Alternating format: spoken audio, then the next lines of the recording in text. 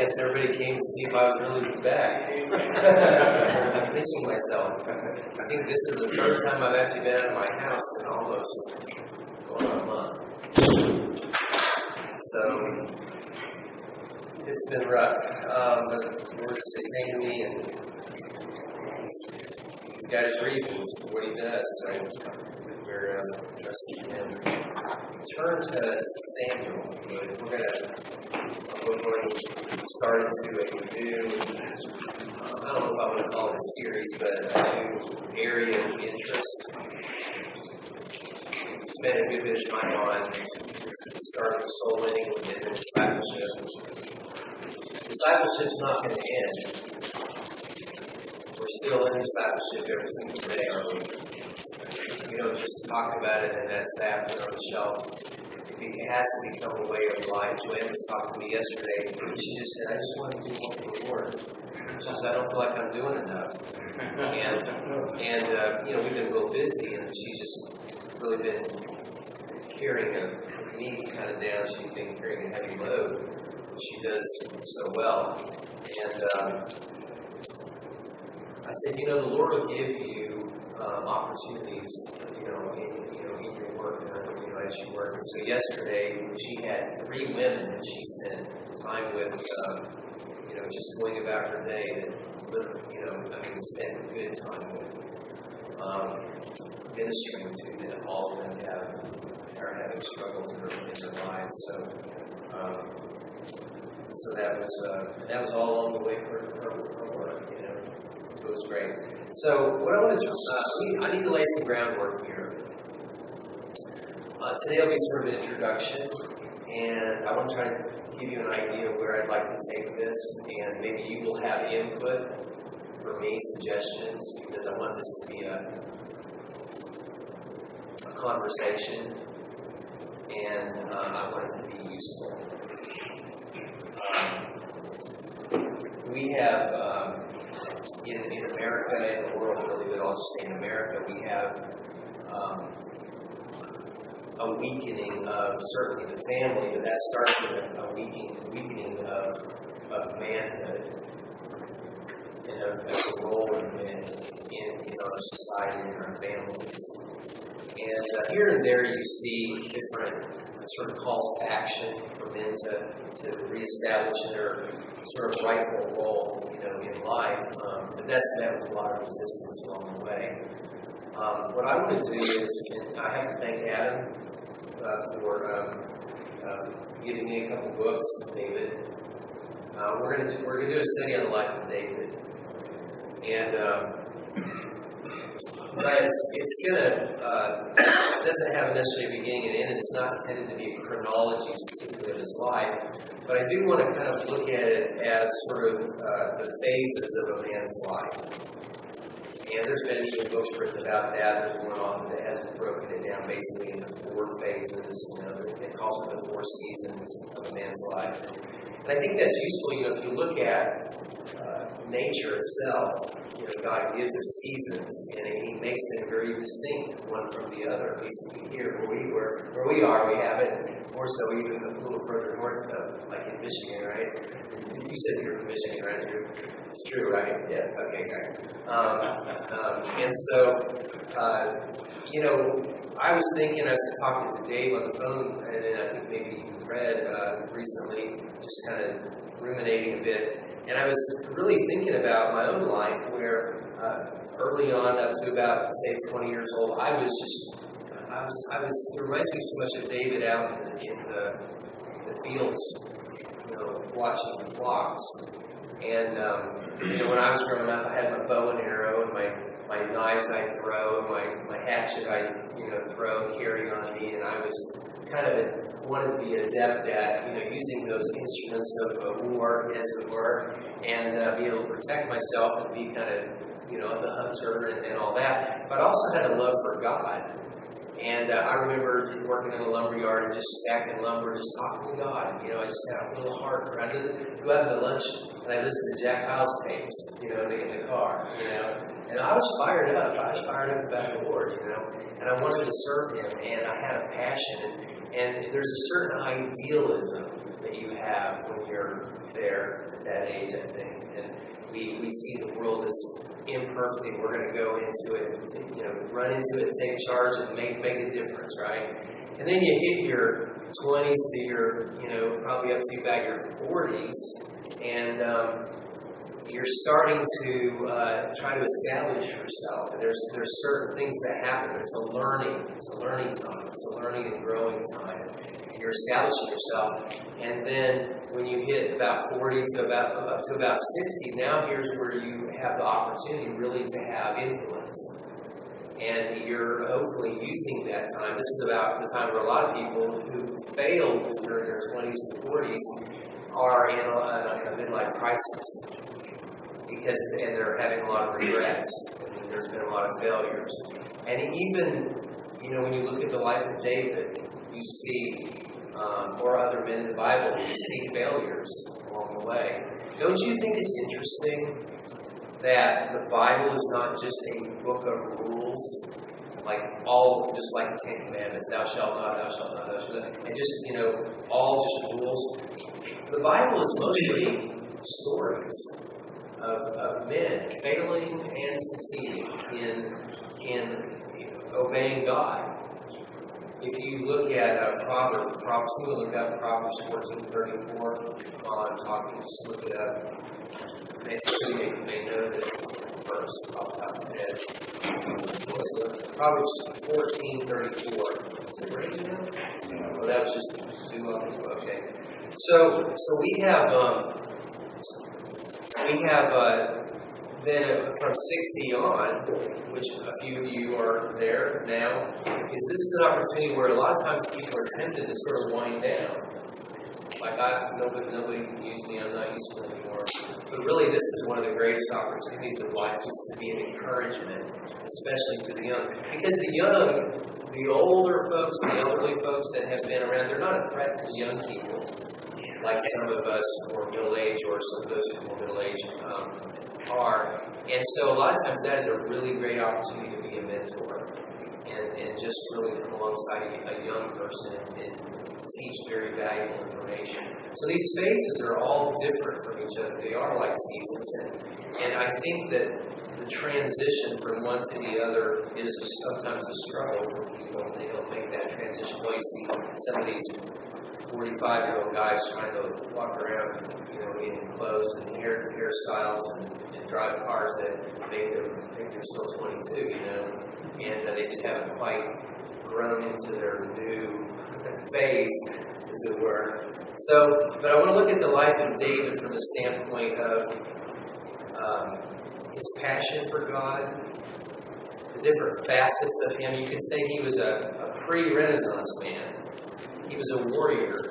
He was a king. He was involved in poetry, what you might call the arts. I mean, he's such a well-rounded, if you were, man. David was a true man's man.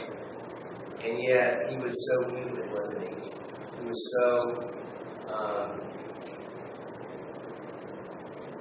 had such great goals, lofty desires. The kind of person who could say they're not a cause and go out and slay Goliath, and yet at the same time fall prey to temptations of his own flesh. So then you want to read Proverbs 14:34?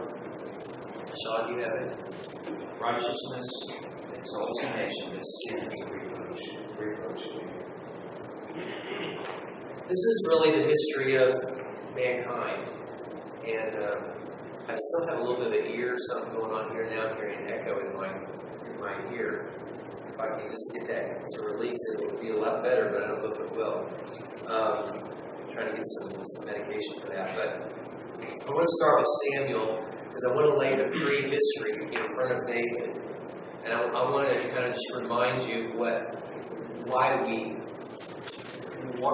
David came along, in effect, in God's sovereign design.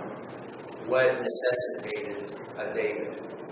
And see, remember, up until the time of kings, that there were kings, the time of Saul, when the people started demanding a king,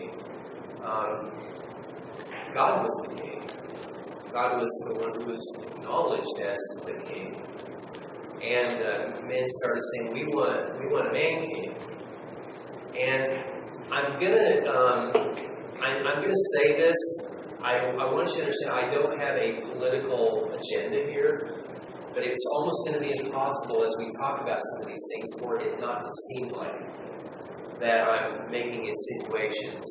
And I sort of am saying, okay, let the chips fall where they fall about that, okay? That's not my intention. But I'm going to say this right here, is be careful what you ask for. Because sometimes when you get it, you find out it isn't what you needed. Okay? Now, chapter 12 in 1 Samuel, Samuel is talking to people, and he says unto all Israel, Behold, I have hearkened unto your voice in all that ye said unto me, and have made a king over you. And now behold, and I'm not going to read the entire chapter, but I'm going to sort of hit the highlights of the entire chapter, then we'll have a conversation, okay? Or chapter 12, verse 1. It's 1 Samuel, sorry. Behold, I have hearkened unto your voice in all that ye have said unto me, and have made a king over you. And now behold, the king walketh before you, and I am old and gray-headed. And behold, my sons are with you, and I have walked before you from my childhood unto this day. Behold, here I am. Witness against me before the Lord, before this anointed, his anointed. Whose ox have I taken? Or whose ass have I taken? Or whom have I defrauded? Whom have I oppressed? Or of whose hand have I received any bribe to blind mine eyes therewith? And I will restore it you. They said, Thou hast not defrauded us, nor oppressed us, neither hast thou taken aught of any man's hand. And he said unto them, The Lord is witness against you, and his anointed is witness this day, that ye have not found aught in my hand. And they answered, He is witness. And then he goes into a recounting of how God has time and time again restored the people by bringing along leaders, like in the example of Egypt, bringing people out of their troubles when they finally resorted to ask for God for help. And he answers them. For example, in verse 10, he says, And they cried to the Lord and said, We have sinned, because we have forsaken the Lord, and have served Balaam and Ashtaroth. But now deliver us out of the hand of our enemies, and we will serve thee. And the Lord sent Zerubbabel, and Beaton, and Jephthah, and Samuel, and delivered you out of the hand of your enemies on every side, and ye dwelled safe. But notice this, And when ye saw Nahash, the king of the children of Ammon, came against you, you said unto me, Nay, but a king shall reign over us, when the Lord your God was your king. Get that? You had a king, God was your king, but you wanted a man king. Now therefore behold the king, behold the king whom ye have chosen, and whom ye have desired. And behold, the Lord hath set a king over you. And now he prescribes how they can, even under this circumstance, an inferior situation, truthfully, how they can still be successful. And he basically says, if you will follow God and do what he asks you to do, then he will bless you.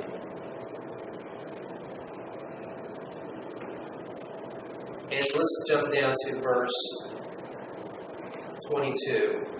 Or 21, let's start 21. And turn not aside, for then should ye go after vain things, which cannot profit nor deliver, for they are vain. For the Lord will not forsake his people for his great name's sake, because it hath pleased the Lord to make you his people. Moreover, as for me, God forbid that I should sin against the Lord in ceasing to pray for you, but I will teach you the good and the right way. Only fear the Lord and serve him in truth with all your heart. For consider how great things he hath done for you. But if ye shall still do wickedly, as ye shall be consumed, both ye and your king. Well, there's a lot of foreshadowing here of what's going to happen. The fact of the matter is, Samuel, even in his retirement, is still promising to not just walk off the soul, not walk off the scene, but he's going to still be using his power of prayer It's interesting how when he prays, he literally prays down rain from heaven just to show he still has the power of God. And it says that people feared him. But then you know what happens after this. Saul, tall, handsome, looks like a leader, comes on the scene. And he starts doing some things well. He starts winning some battles with the Philistines. And the people rally around him, and then Saul starts getting careless. And as he's moving through the phases of his life, he stops depending on God and stops following the rules that God has laid out. And you have 2 or 3 different incidences that are talked about that, and I'll just simply refer to them really. You have Saul not waiting, for example, for Samuel to arrive, decides to offer a sacrifice on his own. You have Saul consulting with basically a witch, an evil spirit, to try to discern whether to move forward or not. And you have him basically following, instead of choosing to follow God, he's starting to follow his own ways and become pragmatic, in how he's conducting his affairs. And the Scripture talks about how the Spirit of the Lord leads him. And we know that when this happens, once David is brought into the scene, he's literally throwing spears at David because this man is out of control. And I want to read you an excerpt out of this book that, again, thank you, Adam, so much. What's the name of the book? This is called David, King of Israel. There's 2 volumes. This is the first volume. By John Butler. By John Butler. Yeah. John Butler wrote this in about 1998 or so. I had not heard of him, but it's very fundamental, approach and everything. It's quite good. Except he almost drives me crazy with his constant outlining as you read. It's like a perpetual outline. He just knows how to outline everything. But he's talking about the misery of the people here. Samuel was not the only one who was mourning and in misery because of Saul when the anointing of David took place. So what's happening? Let me back up. I'm kind of jumping ahead here. Let me just back up and God comes and finds Samuel basically mourning for the state of the union, if you will. Was it the union? Was it the kingdom still divided then? I can't remember. You'll have to help me out. But when Samuel was mourning for Saul? Yeah, he was mourning over the state of affairs in the country and how Saul had basically, God has come and said, I'm rejecting the king. Now, Samuel had anointed Saul. It's almost as he was transferring his desire for God's will to be carried out through this man as it had been carried out through him. And so that's his hope. This is the man who this hope has been invested into. And because of the failure of Saul, he's completely distressed. And a part of his hope dies. Because this is who he had been supporting all this time and praying for earnestly. And so when God says, I'm rejecting the king, Samuel goes into a time of despondency and mourning. And there's nothing wrong with mourning. When sin is in the nation, there ought to be mourning. But there comes a time, and this is the point, that God comes along and says, how long are you going to stay mourning? I need you to get up and get busy. And that's really kind of the message, if there is one for today. I'm talking about this morning at 7:30 a.m., that clock is right, is when things are going wrong around you, yes, mourn, but then don't stay there. Get up and get busy. There's a calling that God has in times like these, when times are dark. God is already preparing someone to change the circumstances. And we need to be a part of that. Okay? So, any comments so far? What was that first scripture? It reminded me of what you said about, that it's not just like a child or when I was a kid or something, you get in trouble, and you just continue to keep crying, and it's like, okay, that's not. That's right. That's right. That's what. Yeah, so, Chuck, what was that verse that's about get up and get going? oh, I haven't given you a verse for that. Okay. I'm just kind of relating the context of it. I think that, let's see if I can give you something to go on there. I will check. Yes. It was what you're going along with. He's about rejecting sin. What I understood was fleeing. It's Saul, actually. He was actually like that. I was listening to my other day. He was talking this weeks ago about God gives the blessings in our hands, burden on our back. Keep us walking straight. We get too much of the other. We walk. Yeah. So I'm understanding too. Yeah. Good. John? It's interesting the pattern that you see in Scripture. Joseph, when he was in a period of love with Mary, but despondent about what to do in that situation, he took her to Bethlehem. And even in that moment, at the center of what was externally perceived as a collision of birth, the Lord said, "Arise and go." And the Scripture responds, "He rose and went." You see the Gideon, he fell on his face, and the Lord said, basically, "Get up and get busy." And it's interesting the balance between Samuel trusting in Saul, and the Scriptures cautioning us, first is the man that trusteth in man, and yet on the flip side, we're challenged to, as iron sharpened iron, so when a man sharpened counts as friends, and we're to bear one another's burdens. And I think there's an agency and an emissary aspect that we should accept the help that God sends through people, but not trust in those people as the origin of that help. Trust in God as the origin of that help. If we keep our eyes fixed on the origin, then the agency will continue to work. That's the way God set us up, to work as teams, accomplishing His purpose. Good. Very good description. I was going to say, Mike, you guys can Yes, so I'm sort of summarizing a number of chapters fairly quickly here. So chapter 8 and chapter 16, was it? To answer your question there, Dave. I think it's where you're looking at. If you go back to Genesis chapter 1, where God created man, He created us with the desire, but He imprinted on us His image. But it also says in that same verse the purpose and the function of that image. It says, God, let us make man in our image, after our likeness, and let them have dominion. And then in verse 28 it says, be fruitful and multiply. The first commandment God ever made to man. Replenish it, replenish the earth, and subdue it. And this is what we learned the other day in that leadership class by FBI. God has sovereignly chosen and decreed that He would work through man as representatives of His authority. And that aligns up very well with Ephesians chapter 1 that says we were made to bring glory and praise to our Creator. And right now we're studying a book that the Abrahamic covenant is starting to partially be fulfilled.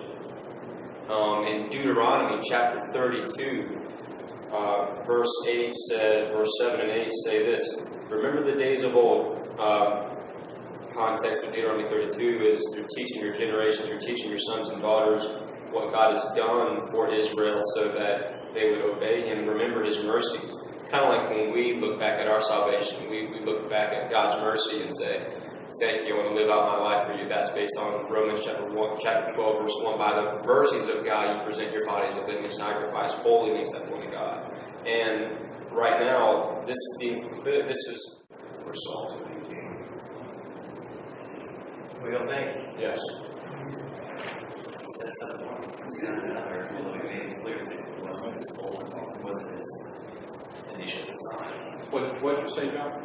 Say it again. I said He sets up one and puts down another. I mean, He was the one who gave us both Bill Clinton and Ronald Reagan. But He made it clear, just like divorce wasn't part of the original plan, or wasn't part of the design, that a king in Israel was to be God, not man. It was his original design that he allows us of our hearts. I don't believe it was the will of God initially, because God very clearly says they have rejected you, they have rejected me. That's right. But even in the selection of Saul, we know that according to Genesis, what God has to say about Abraham, that there's going to be a king one day. We also know this at the end of Genesis, when you're given the genealogies, we know what specific tribe that king is going to come from. It's going to be from Judah. What's going to be? Through Benjamin. Although Benjamin and Judah were connected together, those were the two tribes, and then the 10 tribes under Jeroboam. But I think that this goes to show you, okay, Rehoboam. it was Jeroboam. Yeah, Jeroboam is one that took the 10 tribes. Yes, Jeroboam was the 10 tribes. Rehoboam and Benjamin. Rehoboam is. Oh, okay. Sorry. Okay, so let's pull this together now, okay? So what are we talking about here? I think we're talking about assessing, the will of man, of people that want to be like the other nations. And there was going to be a king, but the timing was not right, nor was the tribe right. Because the promise was that there would be a king, eventually the scepter shall not depart. Okay? And that's the specific. What in general are we talking So you're about? saying don't live in the past, but move on with whatever God's doing now. Well, that's part of it. But I mean, when you What get else? blessings from God, from being obedient, and staying humble on that, and kind of start back away again. Yeah, that's part of it. More generic even than that. Love God. Hey, We're going to take this from the life of Saul. There is a permissive will of God. I don't want that. And I hope none of you settle for the permissive will of God. I want the perfect will of God. Amen. Because my sinfulness will always lead me astray away from the perfect will of God. So I got to be careful. God in his wisdom, okay, you want that? Go ahead, it's yours. And then I find out this is not working out. You know, this is not the perfect will of God. It's not working out. And so then God's going to teach me a lesson.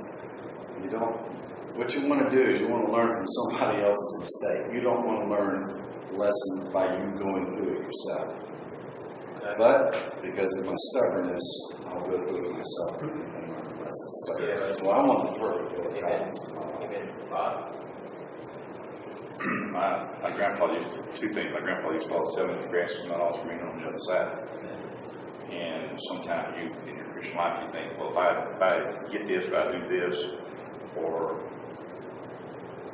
I get this job, that's this. The young man called me to talk about the job change, and it didn't work out. Kind of backed up. He said, I thought for sure it was the will of God, but then once I got it, it wasn't. It just turned out to be a disaster, basically. And so, you know, it's sometimes not always what's cracked up to be, but I guess when we talk about all this stuff, we talk about big men, we talk about today. I just have this great burden and concern about how do we get that message across? How do we reach today's generation? What With that message. I'm talking about our young people. But what message? Of how to be a man and those phases you talked about. You know, kids don't go outside and play with bow and arrows and this and that and the other nowadays. They're behind the electronic machines and this stuff.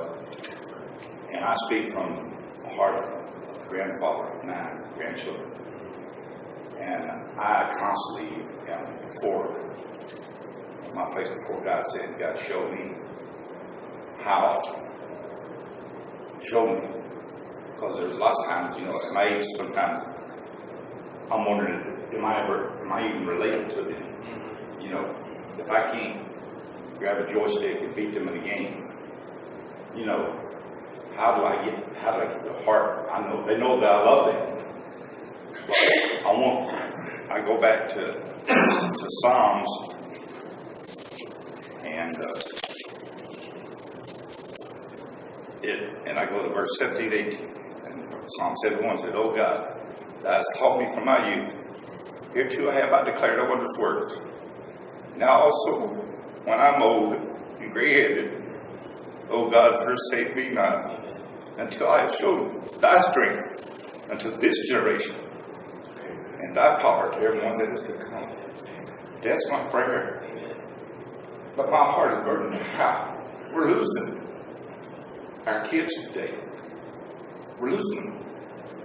It don't matter whether it's Grace or at Trinity or whatever. Somehow we're missing something, and I don't know what it is. But I'm just seeking God's face that we'll be able to take these principles. It's fine to study them, but we need to know how to apply these to get to the heart of the children today. We have to invest in our children. If you know, from the age of, statistically from the age of 4 to 14, if you don't reach them, the percentages of being a chance of being able to reach them go way down. And we just can't invest in much. It's just a burden line. It's just on my heart. Okay, so Bob, you put a very specific face on what we're talking about. Okay? We're talking about being in a country that has Proverbs 14:34, righteousness exalteth the nation, but sin is a reproach to any people. And it's the second half of that is where we are. When we find ourselves in that situation, we mourn. We wonder what we can do. And Samuel did that. But along comes God and says, Samuel, stop mourning, appreciate that, but I need you to get busy. There are people I'm preparing. Our faith in God and His sovereignty comes to bear here. He is preparing someone. How do I know that? He always has. That's how He works. God doesn't change.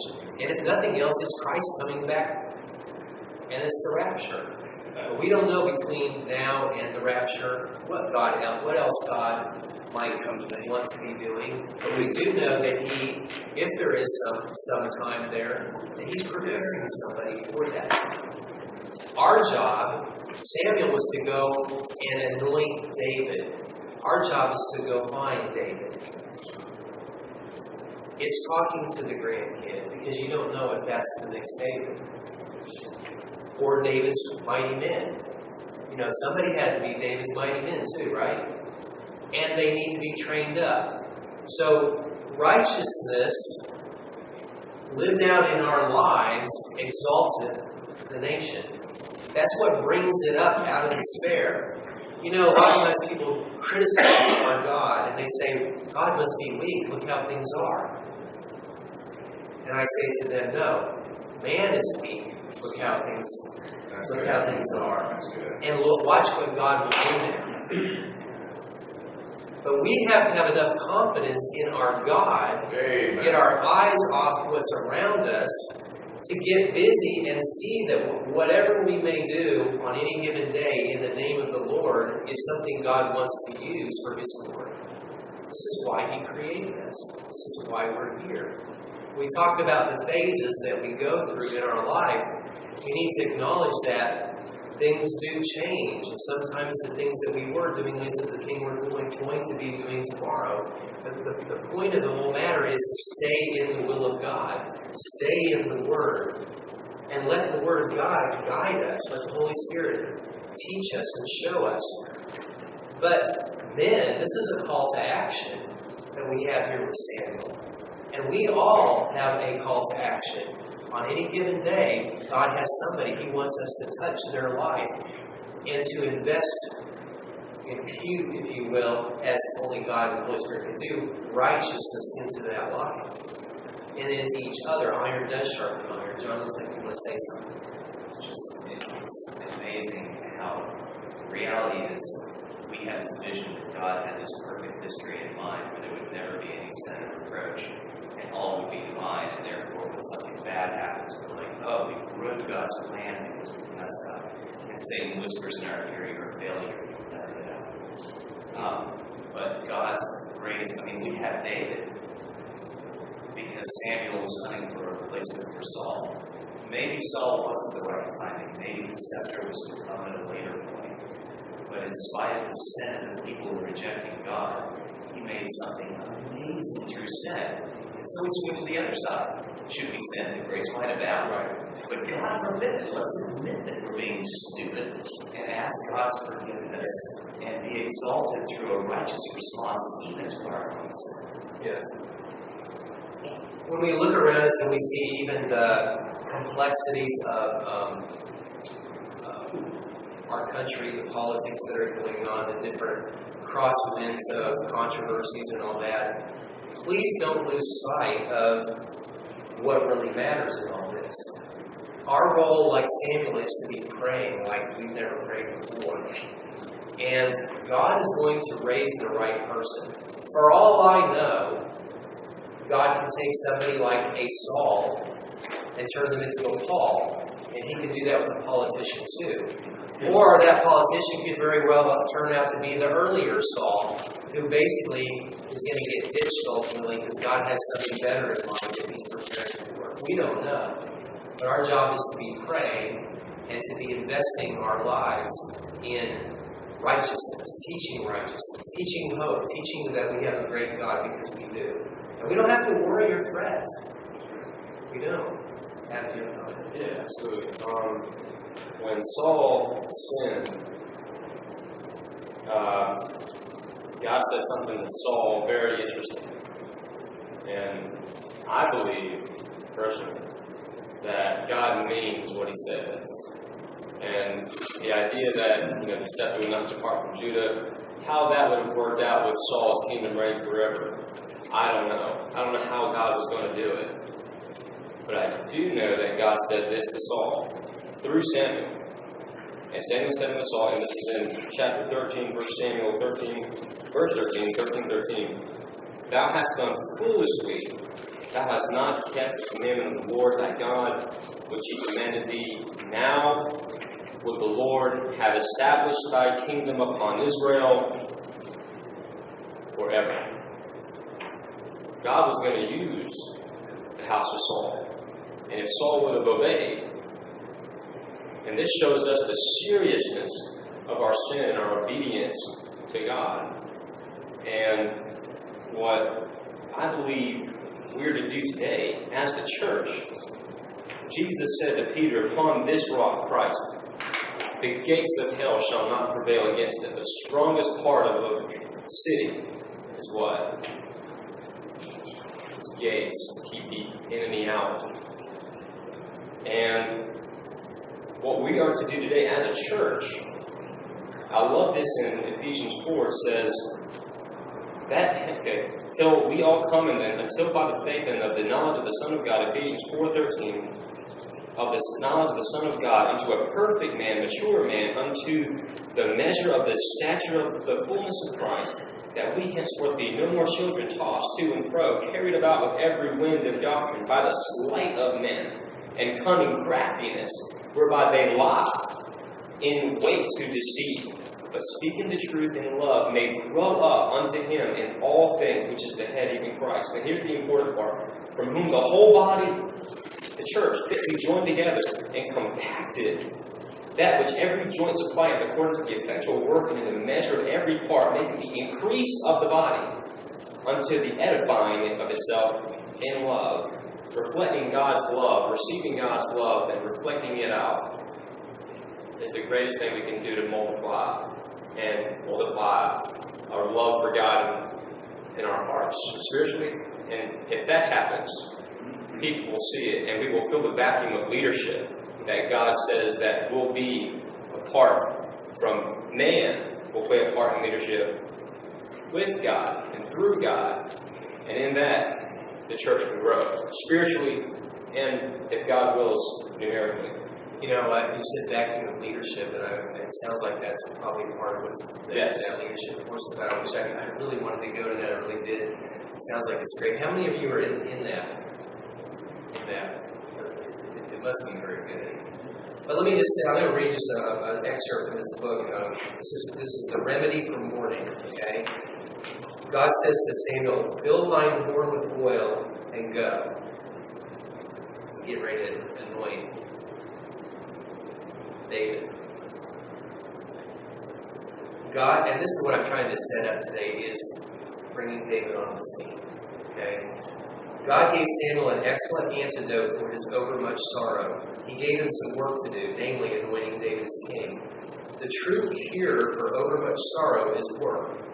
Of course, such work must be sanctioned by God.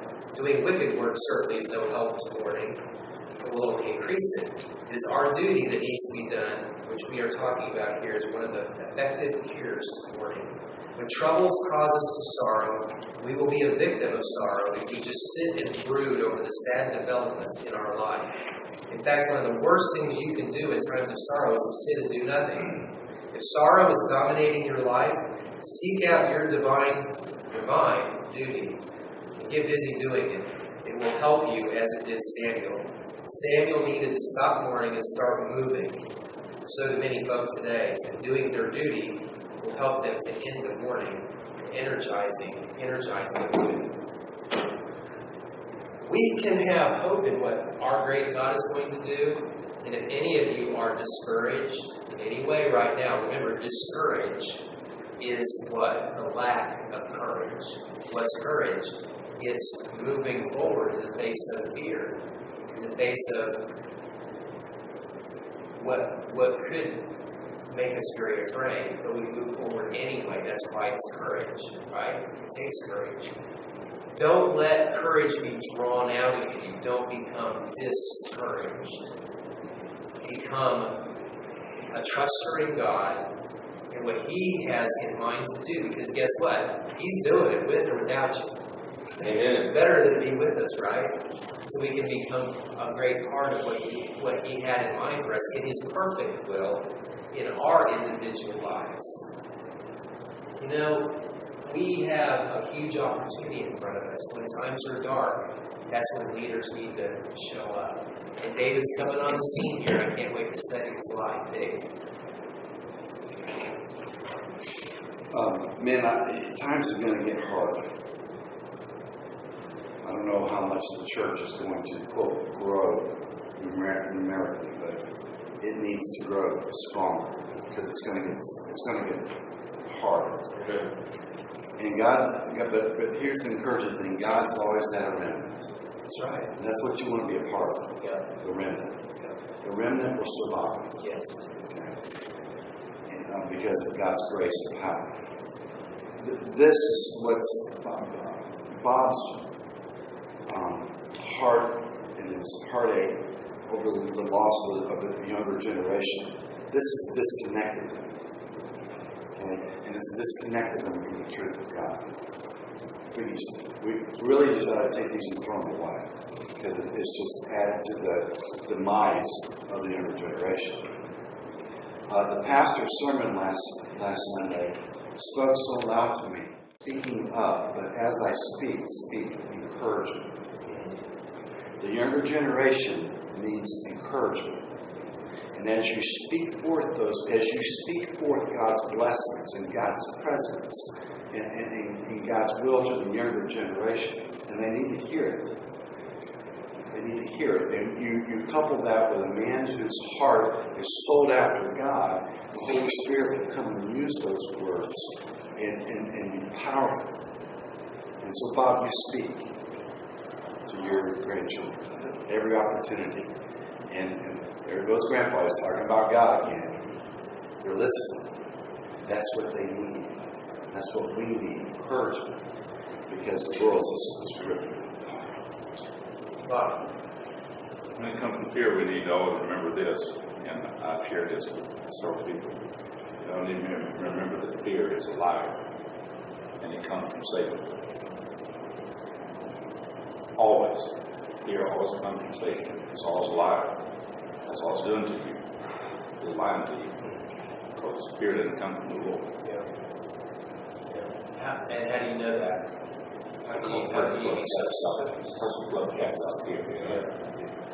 Fear of every snare. God has not given us that spirit of fear, right? I think that there's a caution. The caution is the people wanted the king at that time because they were really drifting away from the Lord. That was the heartbreak. So God gave them, but they walked by sight and not by faith. They selected a man who was head and shoulders above, who was a good-looking man, but even he said he was ruled by fear, and that's the ultimate, basically removal of his kingdom, was because he feared the people instead of fearing God. And so God took a fearless man, David, and killed the bear alive. It's not always what we say, though hopefully we're not so far apart from them. They're so far gone that they can't appreciate the That's good, Brent. Bible story or something. That's good. That's good. I think Drew was waiting for his. Oh, yeah. It actually goes off right with what he was saying. One thing my dad kind of drilled into us when we were on the entire Bible, really if you think about it, about remembering. Throughout the entire scriptures you see in the Old Testament, God commands Israel over and over, remember this, remember what I command you, remember what I've done for you. And that's why you have all the different feasts and the different ceremonies and stuff that Israel has had, so they wouldn't forget what God had done for them. And then even in the New Testament, for all of this, we are to remember the things that God has done for us.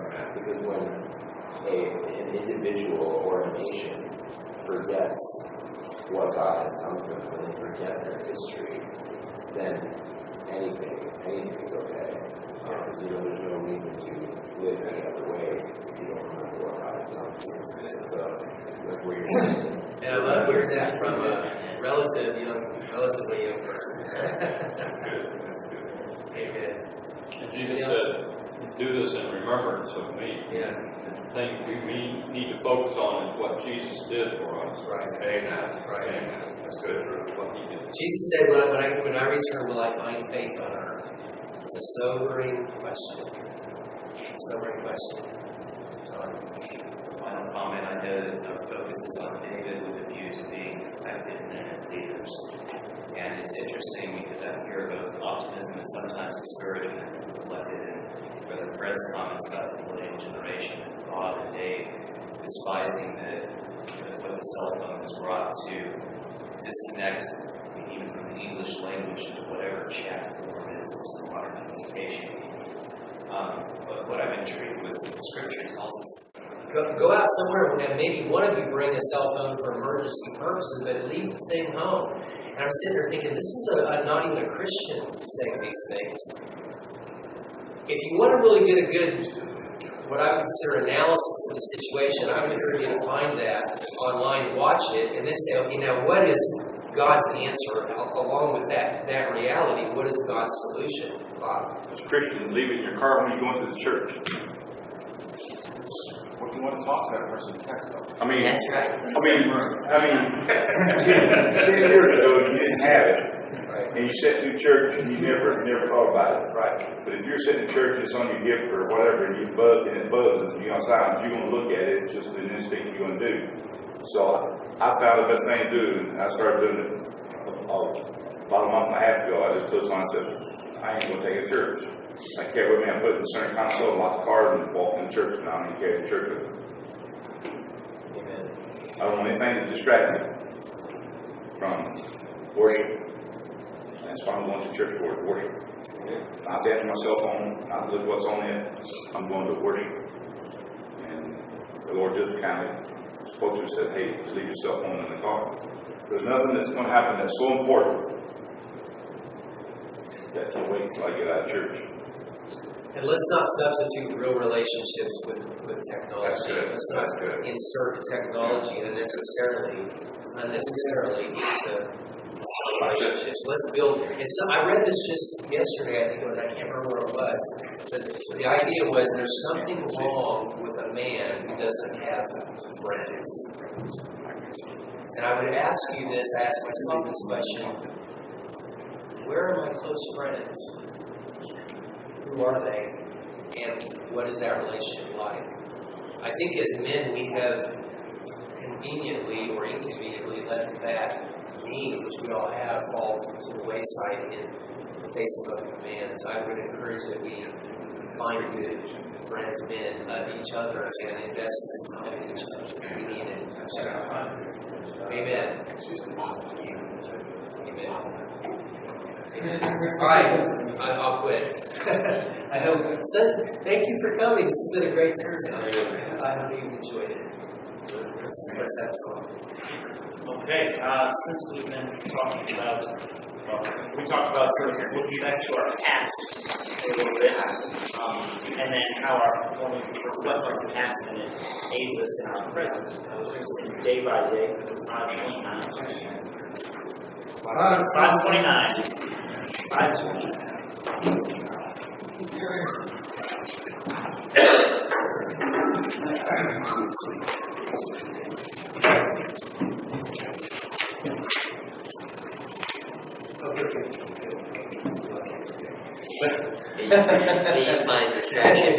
Alright, we're going to sing verses 2 and 3 in here. Okay, 2 and 3. Every day the Lord Himself is near me, with a special mercy for each hour.